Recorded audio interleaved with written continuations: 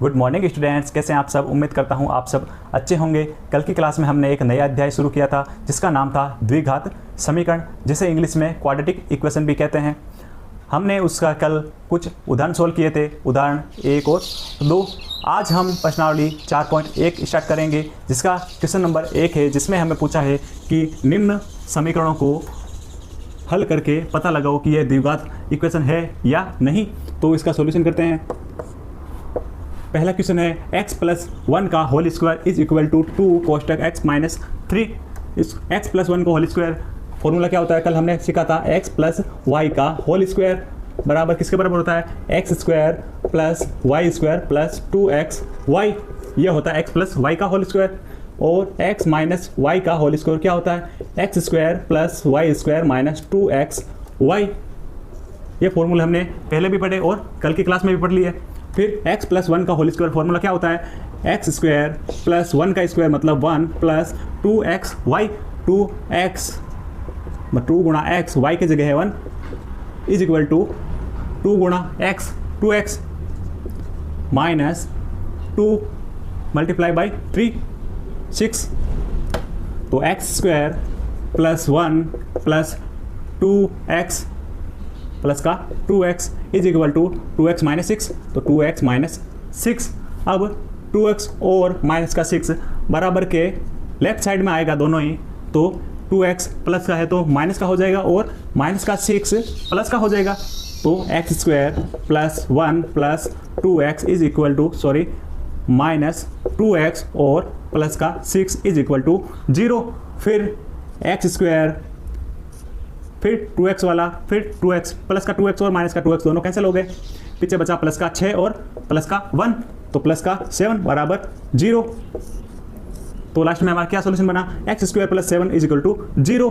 तो हम देख रहे हैं कि a x square plus b x plus c बराबर 0, जहाँ पे a नॉट इक्वल टू 0 होता है। मतलब a 0 नहीं होना चाहिए, लेकिन b 0 हो सकता है और c 0 हो सकता है। यहाँ हम देखते हैं कि b का मान 0 है, तो यह द्विघात समीकरण है। तो यह द्विघात समीकरण है। तो ये एक द्विघात समीकरण हो गई। क्वेश्चन नंबर पहले का सेकंड है, जिसमें पूछा है X square minus 2x is equal to minus का 2 कोष्टक 3 माइनस x। क्या यह एक द्विघात समीकरण है? पहले इसको एक सरल रूप में लिखते हैं। तो करते हैं solution. X square minus 2x is equal to minus 2 का गुणा 3 से करना है तो माइनस का 6, फिर minus minus plus 2 into x 2x। फिर इन दोनों पदों को लेफ्ट साइड में लाते हैं। ये है लेफ्ट साइड, ये राइट साइड। अब दोनों पदों को लेफ्ट साइड में लाते हैं तो माइनस वाला प्लस हो जाएगा और प्लस वाला माइनस हो जाएगा। तो क्या बना, x square minus 2x plus का 6 और माइनस का 2x इज इक्वल टू 0। दोनों पद इस लेफ्ट साइड में आ गए तो पीछे 0 बचा।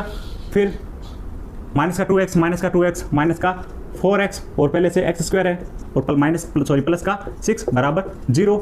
हम देख रहे हैं कि ये दी गई समीकरण a x square plus b x plus c बराबर 0 के रूप की है। मतलब द्विघात समीकरण है, द्विघात समीकरण है, या हम कह सकते हैं कि क्वाड्रेटिक इक्वेशन है। अब क्वेश्चन नंबर पहले का तीसरा है, जिसमें लिखा है कि x minus 2 x plus 1 is equal to x minus 1 और x प्लस 3। क्या यह एक द्विघात समीकरण है? तो इसको सरल रूप में लिखते हैं। पहले x की मल्टीप्लाई x प्लस 1 से करते हैं, मतलब x की मल्टीप्लाई x प्लस 1, फिर माइनस 2 का x प्लस 1 से तो माइनस 2 x प्लस 1, फिर इज इक्वल टू सेम इसी तरह वापस करना है। पहले x की मल्टीप्लाई इस पूरे कोष्टक से करनी है तो x multiply by x plus 3, फिर माइनस 1 की मल्टीप्लाई x प्लस 3 से तो x प्लस 3, फिर x की मल्टीप्लाई अंदर करते हैं तो x स्क्वायर प्लस x, फिर माइनस 2x और माइनस 1 माइनस 2 का गुणा माइनस 2 का गुणा 1 से करेंगे तो minus 2 is equal to x गुणा x स्क्वायर प्लस x गुणा 3x माइनस x माइनस का 3। अब इस पूरे पद को हम लेफ्ट साइड में लाते हैं तो प्लस वाला माइनस बन जाएगा और माइनस वाला प्लस बन जाएगा। तो एक्स स्क्वायर प्लस का x माइनस का 2x माइनस का 2 माइनस का x माइनस का 3x प्लस का x और प्लस का 3 बराबर 0। अब पूरे पद को हम लेफ्ट साइड में ले आए तो बराबर में 0 है। अब सोल्व करते हैं। एक प्लस का एक्स स्क्वायर है और माइनस का एक्स स्क्वायर, तो दोनों कैंसिल हो गए। फिर प्लस का एक्स और प्लस का एक्स 2x और माइनस का 2x ये भी कैंसिल हो गया। पीछे बचा माइनस का 3x और माइनस का 2 और प्लस का 3, तो प्लस का 1 बचा, तो प्लस का 1 बराबर 0। हम देख रहे हैं कि x की अधिकतम घात इसमें 1 है, मतलब ये है एक रैखिक समीकरण है, मतलब ये द्विघात समीकरण नहीं है, द्विघात समीकरण नहीं है। यही हमारा आंसर है। क्वेश्चन नंबर पहले का चौथा पॉइंट है x - 3 2x + 1 = x + 5। ये एक द्विघात समीकरण है या नहीं। सबसे पहले इसको सरल रूप में लिखते हैं। x का गुणा 2x + 1 से करना है तो 2x + 1, फिर -3 का गुणा 2x + 1 से करना है तो -3 का गुणा 2x + 1 से करना है, फिर बराबर x का गुणा x से x² प्लस x का गुणा 5 से 5x, फिर x का गुणा 2x से करते हैं तो 2x², फिर प्लस x गुणा 1x, फिर -3 का गुणा 2x से तो 6x, फिर माइनस गुणा प्लस -3 का गुणा 1 से 3 बराबर x² प्लस 5x। अब दोनों पदों को लेफ्ट साइड में लाते हैं तो दोनों ही प्लस के हैं तो दोनों ही माइनस के हो जाएंगे, तो 2x² plus x - 6x - 3 -x² और माइनस का 5x बराबर 0। अब प्लस का 2x² और माइनस का x², तो पीछे बचा 1x², फिर प्लस का x और माइनस का 6x, प्लस का x और माइनस का 6x, पीछे बचे माइनस का x, माइनस का 5x और माइनस का 5x माइनस के 10x, तो यहाँ पे माइनस का 10x आएगा। फिर माइनस का 3 और कोई पद नहीं है तो माइनस का 3 बराबर 0। हम देख रहे हैं कि x² - 10x - 3 बराबर 0। ये एक द्विघात समीकरण है, तो द्विघात समीकरण है, यही हमारा आंसर है। पहले का पांचवा पॉइंट है, इसमें 2x - 1 x - 3 = x + 5 x - 1।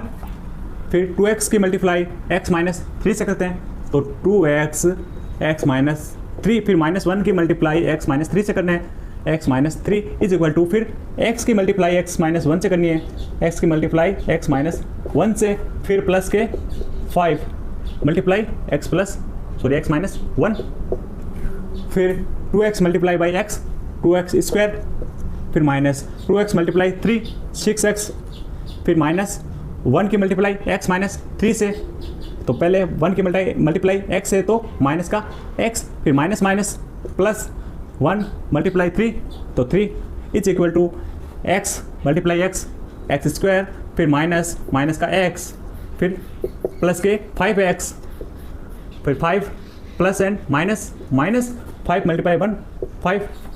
फिर इस पूरे पद को लेफ्ट साइड में लाते हैं तो प्लस वाला माइनस, माइनस वाला प्लस, प्लस वाला माइनस और माइनस वाला प्लस, मतलब सबके चिन्ह चेंज हो जाएंगे।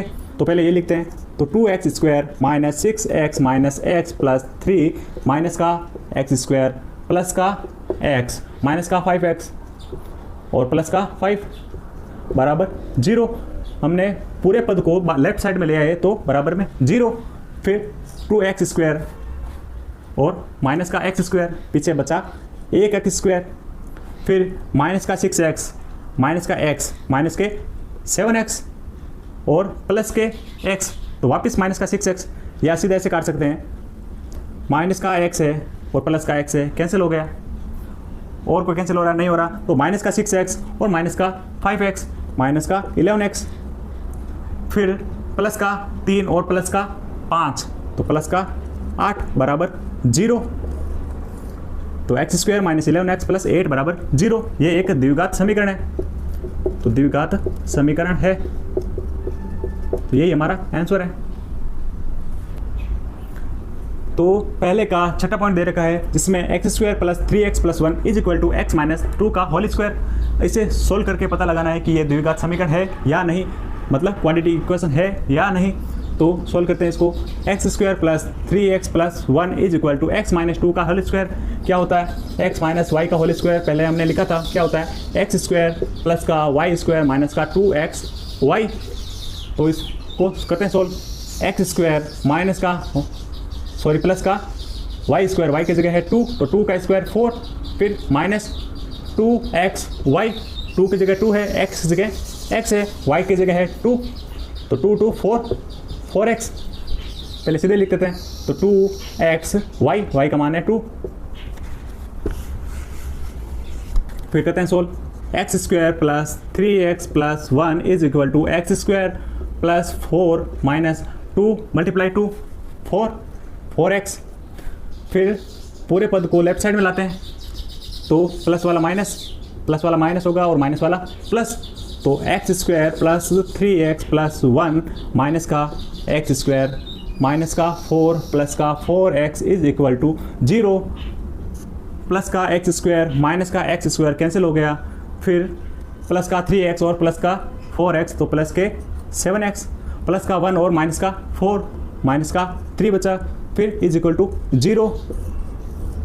हम देख रहे हैं कि यहाँ पे a का मान 0 है, मतलब ये एक रैखिक समीकरण है, या x की अधिकतम घात 1 है, x की अधिकतम घात 2 होती तब ये एक द्विघात समीकरण होती, लेकिन यहाँ पे x की अधिकतम घात 1 है तो ये द्विघात समीकरण नहीं है, तो लिख सकते हैं हम द्विघात समीकरण नहीं है, या ये क्वाड्रेटिक इक्वेशन।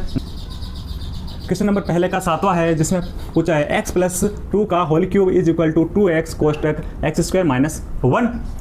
हमने पीछे एक क्वेश्चन किया था जिसमें x प्लस वाई का होल क्यूब ये फॉर्मूला लिखा था, क्या होता है x क्यूब प्लस वाई का cube plus 3x square Y plus 3x Y square, ये होता है फॉर्मूला।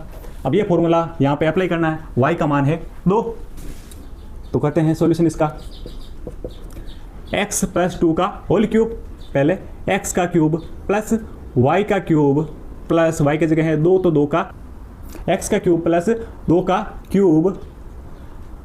का cube plus 3x square y तो 3x स्क्वायर y का मान है 2 प्लस 3x वाई स्क्वायर तो 3x वाई स्क्वायर मतलब 2 का स्क्वायर। अब ये फॉर्मूला कर देते साहब, उसके बाद is equal to 2x square का मल्टीप्लाई x स्क्वायर से करनी है तो 2x क्यूब होगा तो 2x क्यूब, फिर माइनस 2x मल्टीप्लाई 1 तो 2x, फिर इसको करते हैं सोल्व, x क्यूब प्लस 2 की क्यूब 8 होता है तो प्लस 3 इंटू 2 6 तो 6x स्क्वायर प्लस 2 का स्क्वायर 4 तो 4 इंटू 3 12x, और इस पूरे पद को लेफ्ट साइड में लाते हैं तो प्लस वाला माइनस और माइनस वाला प्लस, तो माइनस का 2x क्यूब प्लस का 2x is equal to 0।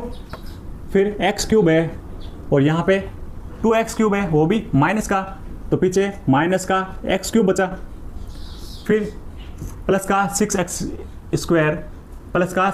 Square है और कोई भी नहीं है तो प्लस का 6x स्क्वायर, फिर x वाला पद लेते हैं प्लस के 12x प्लस का 2x प्लस के 14x, और कोई पद नहीं है तो प्लस के 14x, फिर अचर पद लेते हैं तो अचर पद सिर्फ 8 ही है तो प्लस का 8 इज इक्वल टू 0। हम देख रहे हैं कि यहाँ पे x की अधिकतम घात 3 है, लेकिन द्विघात समीकरण में x की अधिकतम घात 2 ही होती है, तो यह एक द्विघात समीकरण नहीं है, द्विघात समीकरण नहीं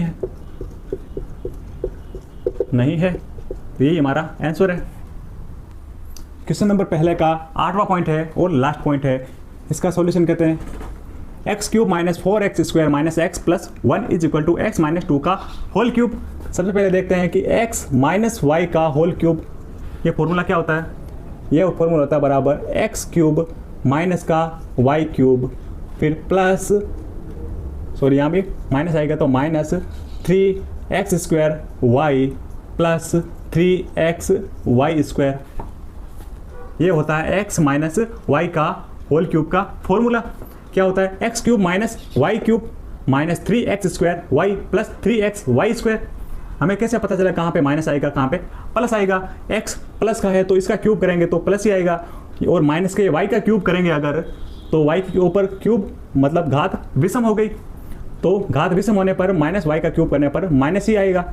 इसलिए जहाँ जहाँ y का क्यूब होगा या y की घात विषम होगी वहाँ के पास y का गुणांक माइनस का होगा, तो x cube minus y cube, क्योंकि y के ऊपर घात विषम है 3 है, और माइनस 3x² y के ऊपर घात 1 है, 1 विषम होता है तो इसलिए माइनस, यहाँ पे प्लस इसलिए आया क्योंकि y के ऊपर घात सम है इसलिए यहाँ पे प्लस आया। तो फॉर्मूला होता है x cube minus y cube minus 3x² y plus 3xy²। इस फॉर्मूले का अप्लाई हमें यहाँ पे करना है। तो करते हैं solution, x cube minus 4x² minus x plus 1 is equal to x minus 2 का होल क्यूब, तो x का क्यूब माइनस 2 का क्यूब, फिर माइनस 3x² y है 2, फिर प्लस 3xy² y की जगह है 2 का स्क्वायर। तो करते हैं solve, x cube minus 4x² minus x plus 1 is equal to x cube minus 2 का क्यूब 8, फिर माइनस 3 इंटू 2 6x², फिर प्लस 2 का स्क्वायर 4 इंटू 3 12, तो 12x। अब इस पूरे पद को लेफ्ट साइड में लाते हैं हम, तो प्लस वाला माइनस और माइनस वाला प्लस, मतलब चिन्ह चेंज हो जाएंगे। तो लिखते हैं x cube minus 4x² minus का x प्लस 1 माइनस का x क्यूब प्लस का 8 प्लस का 6x² और माइनस का 12x इज इक्वल टू 0। फिर माइनस का x क्यूब और प्लस का x क्यूब, दोनों एक प्लस का एक माइनस का है तो दोनों कैंसिल हो जाएंगे। फिर x² वाला पद देते हैं, x² वाला पद माइनस का 4x² है और माइनस का 4x² और प्लस का 6x², तो प्लस का 6x² और माइनस का 4x², पीछे बचा 2x²।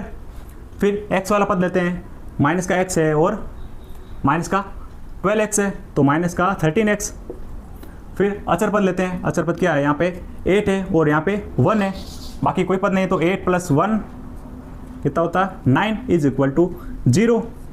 तो ये एक द्विघात समीकरण है जहाँ पे a का मान है 2, b का मान है -13 और c का मान है 9, तो ये एक द्विघात समीकरण है। तो द्विघात समीकरण है या हमारी क्वाड्रेटिक इक्वेशन है। क्वेश्चन नंबर 2 का फर्स्ट है जिसमें पूछा है कि एक आयताकार भूखंड जिसका क्षेत्रफल 528 मीटर स्क्वायर है, क्षेत्र की लंबाई जो मीटर में लेनी है हमें चौड़ाई के दुगुने से एक अधिक है। सबसे पहले हमें क्या दे रखा है, एक आयताकार भूखंड दे रखा है जिसका एरिया हमें दे रखा है कि 528 मीटर स्क्वायर है। हमें पता है कि ये एक लंबाई होती है और ये चौड़ाई को इंग्लिश में बी से भी लिखते हैं, ब्रेड्थ। लेंथ हमने लेंथ x माननी है, तो लेंथ, और सबसे पहले हमें क्या होगा, क्षेत्र की लंबाई चौड़ाई के दुगुने से एक अधिक है, तो सबसे पहले हमें चौड़ाई माननी होगी, चौड़ाई होगी इसकी x। फिर क्या दे रखा है कि लंबाई चौड़ाई के दुगुने से, चौड़ाई क्या है x, चौड़ाई के दुगुने से, चौड़ाई को दुगुना कर दो मतलब 2x। फिर चौड़ाई के दुगुने से एक अधिक है, कितनी अधिक है, एक अधिक है, तो दुगुने से एक अधिक, तो 2x प्लस 1 आपकी लंबाई होगी। अगर चौड़ाई आपकी x है तो क्वेश्चन में क्या देखा, क्षेत्र की लंबाई चौड़ाई के दुगुने से, चौड़ाई हमने अगर x मानी है तो चौड़ाई के दुगुने से मतलब 2x, दुगुने से एक अधिक है तो 2x प्लस 1, तो लंबाई क्या होगी, चौड़ाई के दुगुने से एक अधिक, तो ये आपकी लंबाई होगी 2x प्लस 1, तो ये आपकी लंबाई है। तो सबसे पहले सॉल्यूशन करते हैं इसका। माना भूखंड की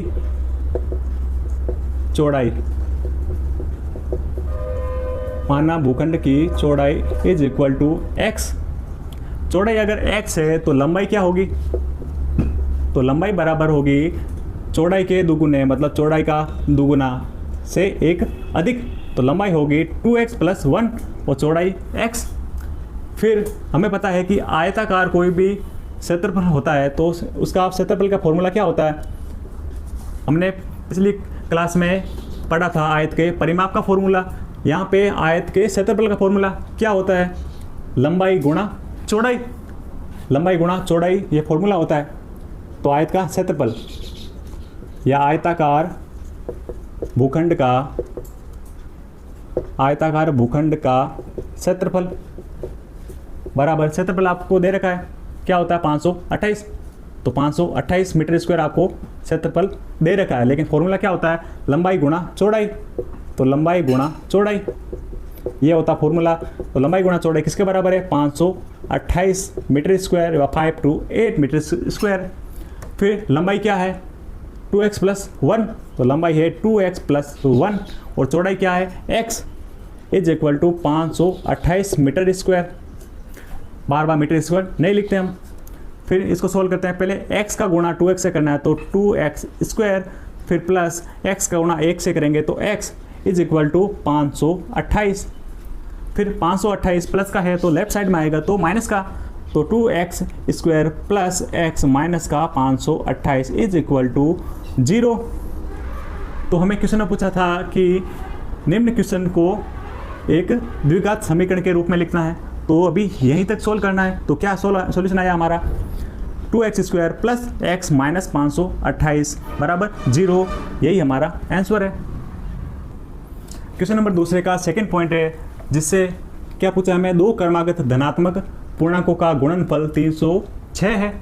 दो धनात्मक है मतलब दोनों ही पॉजिटिव है, दोनों मतलब हमें दोनों धनात्मक पूर्णांकों का गुणनफल 306 दे रखा है।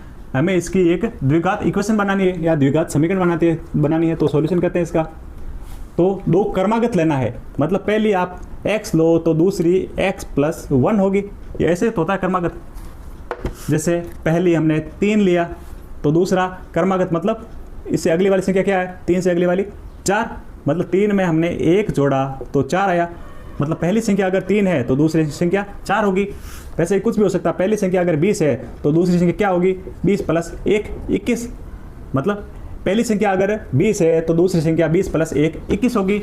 इसलिए पहली संख्या अगर x है तो दूसरी संख्या x + 1 होगी।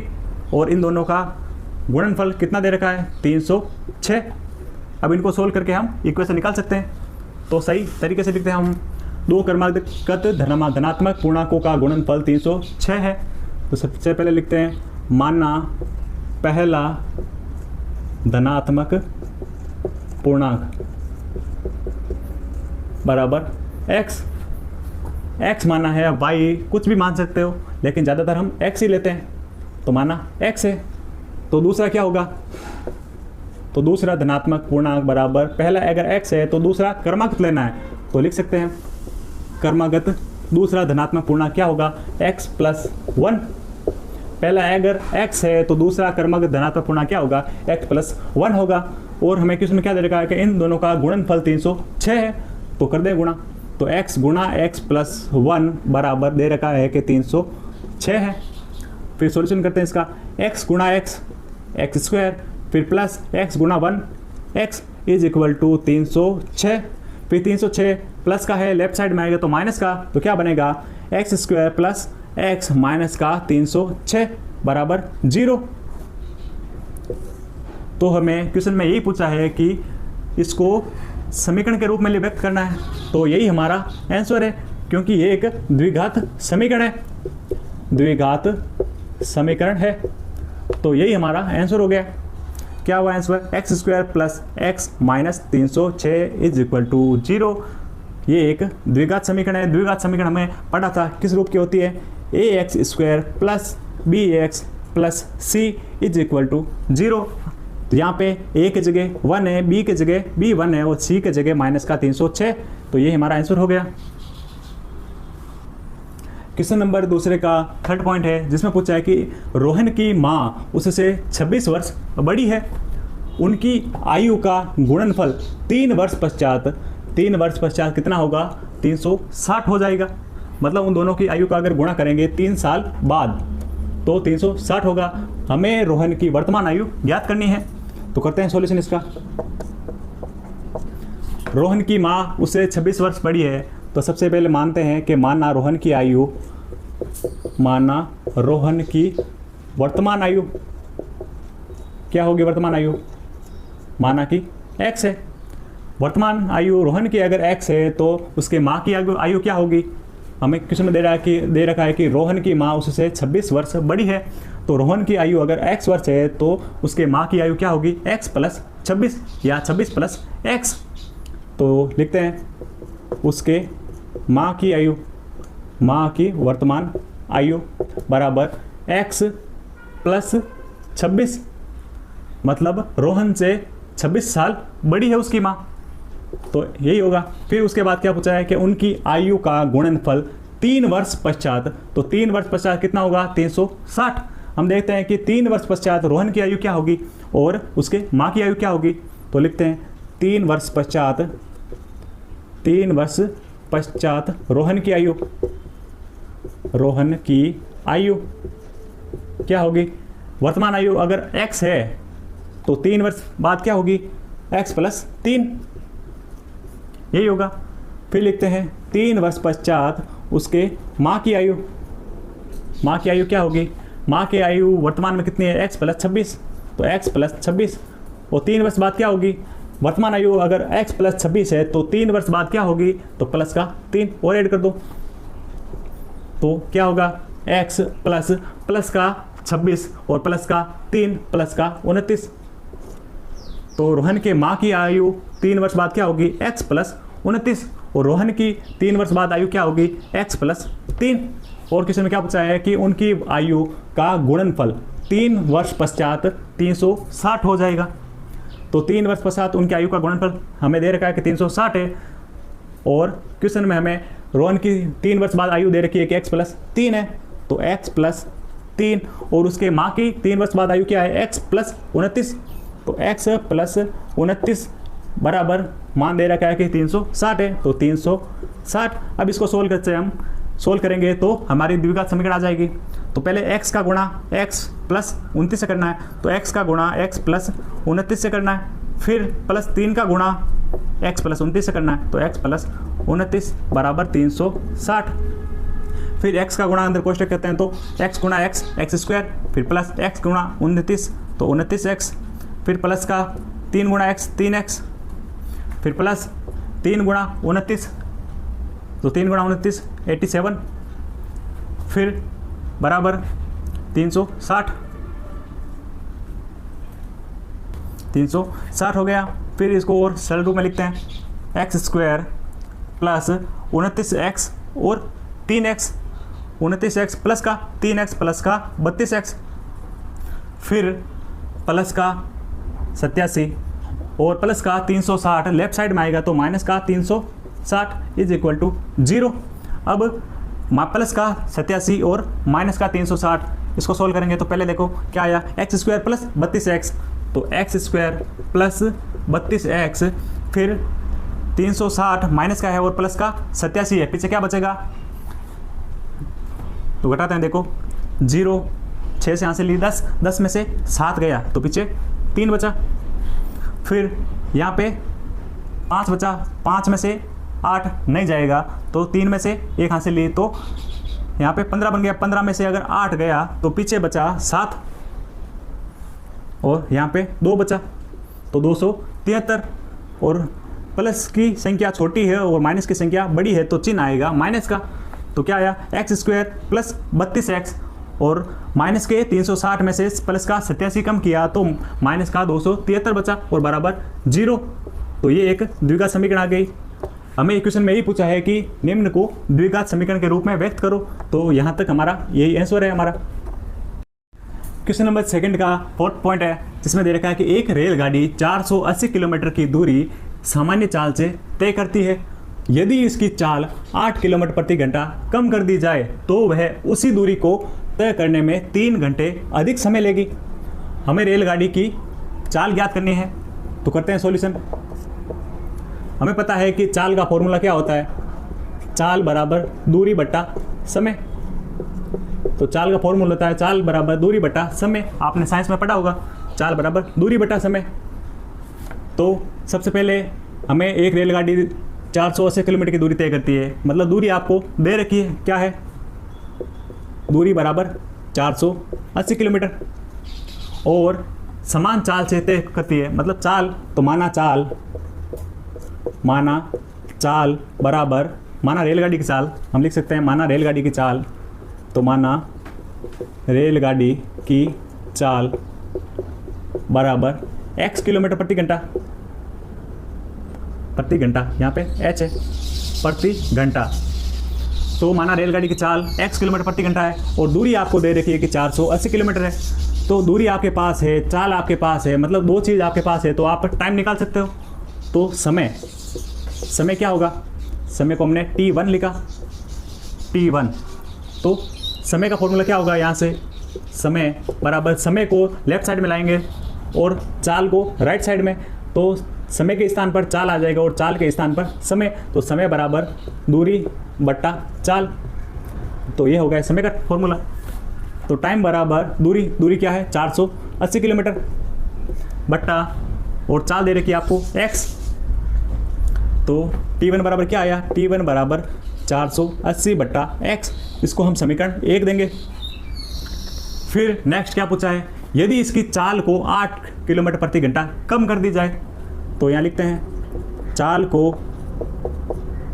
8 किलोमीटर प्रति घंटा कम करने पर क्या होगा, पहले चाल अगर x थी तो x में से 8 किलोमीटर प्रति घंटा कम करनी है, तो चाल क्या हो गई x माइनस 8 किलोमीटर प्रति घंटा। फिर तो वह उसी दूरी को, दूरी आपके पास समान ही है, तो दूरी क्या होगी, दूरी बराबर 480 किलोमीटर। दूरी समान है लेकिन चाल पहली चाल से 8 किलोमीटर प्रति घंटा चाल कम हो गई। तो इसको साफ कर देते हैं। समय का फॉर्मूला क्या होता है, दूरी बट्टा चाल। फिर t2 दूसरा समय, मतलब दूसरा समय क्या होगा, दूसरा समय हम t2 मानेंगे। t2 पहला टाइम था t1, दूसरा t2 का फॉर्मूला क्या होगा, दूरी बट्टा चाल। दूरी आपके पास सेम ही है, कितनी है 480 बट्टा चाल क्या होगी, पहली चाल से 8 किलोमीटर प्रति घंटा कम, मतलब x माइनस 8 किलोमीटर प्रति घंटा, मतलब x माइनस 8 किलोमीटर प्रति घंटा। ऊपर भी किलोमीटर प्रति घंटा है, नीचे भी किलोमीटर प्रति घंटा है, दोनों कैंसिल हो जाएंगे, मतलब दोनों ही मात्रक कैंसिल हो जाएंगे। फिर t2 क्या आया, t2 बराबर 480 बट्टा x माइनस 8। अब और क्या देगा क्वेश्चन में कि यदि इसकी चाल 8 किलोमीटर प्रति घंटा कम कर दी जाए, हमने कम कर दी, तो वह उसी दूरी को तय करने में 3 घंटे अधिक समय लेती है। तो 3 घंटे अधिक टाइम लेती है। तो अगर t2 में से t1 घटाएं तो कितना समय आना चाहिए, 3। तो 3 घंटे अधिक समय कब लेती है, t2 समय पर। मतलब पहले कोई भी रेलगाड़ी 2 घंटे में पहुंचती थी, t1 मान लो 2 घंटा है, अगर 8 किलोमीटर प्रति घंटा टाइम मतलब चाल कम कर दी जाए तो 3 घंटा कम, तो वह पहले 2 घंटे में पहुंचती थी, तो अब वह 5 घंटे में पहुंचेगी। तो अगर 5 माइनस 2 करूं तो 3 आएगा, मतलब t2 में से t1 माइनस करूं तभी तो 3 आएगा। ये तो क्वेश्चन में दे रखा है कि यदि इसकी चाल 8 किलोमीटर प्रति घंटा कम कर दी जाए, तो पहले चाल x थी तो उसमें से 8 किलोमीटर प्रति घंटा चाल कम कर दी, तो वह उसी दूरी को तय करने में 3 घंटे अधिक समय लेगी। तो हमें रेलगाड़ी की चाल ज्ञात करनी है। तो पहले चाल क्या थी, x किलोमीटर प्रति घंटा, उसके बाद चाल कम होके कितनी होगी, x माइनस 8। मतलब पहले चाल अगर x थी, मतलब पहले रेलगाड़ी स्पीड से चल रही थी, उसकी चाल कम कर दी, तो कम कर दी मतलब x माइनस 8 किलोमीटर पर रेलगाड़ी x से तो धीरे चलेगी। पहले चाल ज़्यादा थी, मतलब पहले स्पीड ज़्यादा फिर स्पीड कम, मतलब स्पीड कम करेंगे तो टाइम ज़्यादा लगेगा। तो टाइम ज़्यादा मतलब t2 वाला टाइम ज़्यादा है, तो ज़्यादा में से कम को घटाना है। तो ज़्यादा में से कम को घटाया मतलब t2 समय अधिक लेगी, तो माइनस t2 t1 समय कम लेगी। तो t2 माइनस t1 बराबर 3 का आपको क्वेश्चन में दे रखा है। कितने समय अधिक लेती है, 3 घंटे अधिक लेती है, मतलब t2 और t1 का अंतर 3 होगा। तो t2 क्या है 480 बटा x माइनस 8 माइनस t1 क्या आया 480 बटा x, तो 480 बटा x बराबर 3 है, तो बराबर 3। यहाँ से हम देख रहे हैं कि ऊपर भी 480 है, यहाँ भी 480 है, तो 480 पूरा कॉमन ले सकते हैं। तो 480 कॉमन लिया, पीछे क्या बचा, यहाँ से ऊपर 1 नीचे x माइनस 8, ऊपर 1 बट्टा में x बराबर 3। अब दोनों पक्षों को 3 से डिवाइड कर देते हैं, तो दोनों पक्षों में 3 का भाग देने पर 3 का भाग देने पर तो 480 बटा 3, तो 480 बटा 3। इसको सॉल्व कर लेते हैं, पहले क्रॉस मल्टीप्लाई करते हैं। पहले x का गुणा 1 से तो x, फिर माइनस x माइनस 8 का गुणा 1 से तो x माइनस 8, फिर बट्टा x माइनस 8 का गुणा x से तो x गुणा x माइनस 8 बराबर दोनों पक्षों में 3 का भाग देना है, तो दोनों साइड में 3 का भाग देना है, तो 3 बट्टा 3। अब इसको सोल्व करके हम द्विघात समीकरण निकाल सकते हैं। इसको हम साफ कर देते हैं हम अब। तो 480 में 3 का भाग देना है तो कितना आएगा, 3 का भाग देंगे तो 1, फिर बचेगा 3 का भाग दिया तो 1 बचा है, यहाँ से 1 और 8 18, तो 6 0, तो 160 आया भाग देने पर। अंदर क्या बना, x माइनस खोल देते हैं, x माइनस x और माइनस माइनस प्लस, और प्लस का 8 बट्टा x का गुणा x से x स्क्वायर, फिर माइनस x का गुणा 8 से तो 8x बराबर में 3 बटा 3 1 हो गया। फिर 160 का गुणा कोष्टक के अंदर करते हैं तो क्या बनेगा 160x। पहले सीधा सोल्व कर देते हैं, x से x कैंसिल हो गया, एक प्लस का x है, एक माइनस का x है, पीछे बटा बचा प्लस का 8, तो 160 8 बटा x स्क्वायर माइनस 8x बराबर में 1। x स्क्वायर माइनस 8x बराबर के राइट साइड में जाएगा तो 1 से गुणा होगा, और 8 का गुणा 160 से होगा, तो 8 का गुणा 160 से करते हैं तो 8 गुणा 0 0, 8 गुणा 6